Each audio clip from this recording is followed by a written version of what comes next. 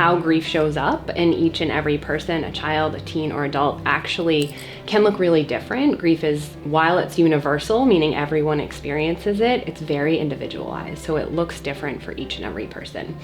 So teens are cognitively able to understand death. When we talk about younger kids, they really often think that someone might come back. Teens understand and know that death is permanent. It's something that someone does not come back from. In addition to this, when we're thinking about having a peer who's died, teens often rely on peers for support. So when it's a peer that has died, the interaction and how that looks like and what that shows up in their life can be very different. So the relationship, the closeness and proximity to the person who died is a consideration and something to keep in mind. If a peer was very close to someone who died, it might have quote unquote a bigger or more of an impact in someone's life. The nature of a peer relationship comes into play here. So what did that relationship look like? Was this their best friend? Was this a classmate? Was it a teammate? Was it someone they know from summer camp? Was it a longtime family friend? A peer relationship can mean many different things and look many different ways. And so a response or a grief response might vary depending on what that relationship was.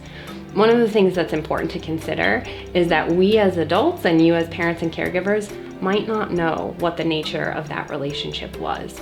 We might think, wow, I didn't think you were particularly close to that person, or I didn't think you had a strong bond or relationship with them. But that child or teen might experience it that way. So it's really important to not make judgments about what someone's relationship was and the thoughts and feelings and reactions that they're having as a result of that relationship.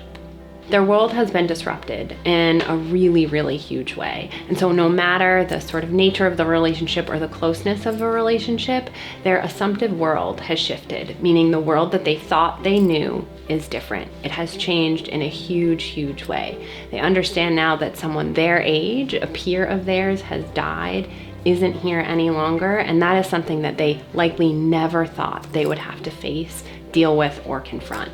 And so the nature of that change produces big emotions and big feelings. So one of the things that we try to do, especially at the Children's Room, is support kids and teens through those big thoughts and feelings that naturally happen after a loss. Additionally, teens understand what a life would be like if someone were still here. And so what that means is they understand that Susie doesn't get to go to prom. Susie doesn't get to graduate. They understand what that means for Susie, maybe even for Susie's family, but they also understand what it means for their life. If Susie was their best friend, they know that they're going to be going through these milestones without someone who's very important to them in their lives. Teens also, when faced with a death of a peer, now understand their own mortality. So they know that something has happened to someone that they care about, someone has died, a peer of theirs in their life, and they also understand, okay, this is something that could happen to me as well. So how grief shows up for teens can be in a variety of ways. Keep in mind all of the things that we sort of talked about and considered for younger kids. Some of those things really do still apply here. They just might look a little different. There can be an inability to concentrate for teens in particular. That could lead to difficulties in school. That can be quite common. There also can be those changes in sleep. So maybe there's more sleeping happening, maybe there's less sleeping happening. A lack of appetite or an increased appetite can also indicate some changes and be a normal reaction to grief. There can also be increased risk-taking behaviors. This is something for normal teen development that is quite sort of typical and normal, and after a loss, there can sometimes be an increase in that as well. There can be unpredictable behaviors. So big emotions, maybe it's happening during times that you wouldn't necessarily connect them to a loss or to the person who died.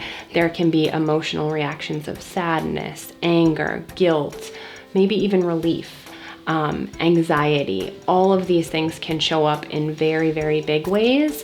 Maybe they're outward expressions, but they can also show up in quieter ways too. So it's important to pay attention to what types of behavior you're seeing, and are they in line sort of with a way that a teen was before someone died, or have they really significantly changed?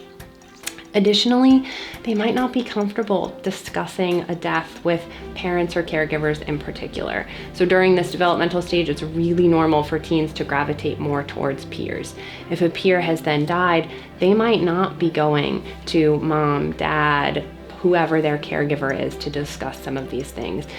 As long as they're going to someone, another trusted adult, even additional or other peers that they have, that can really help support them as well.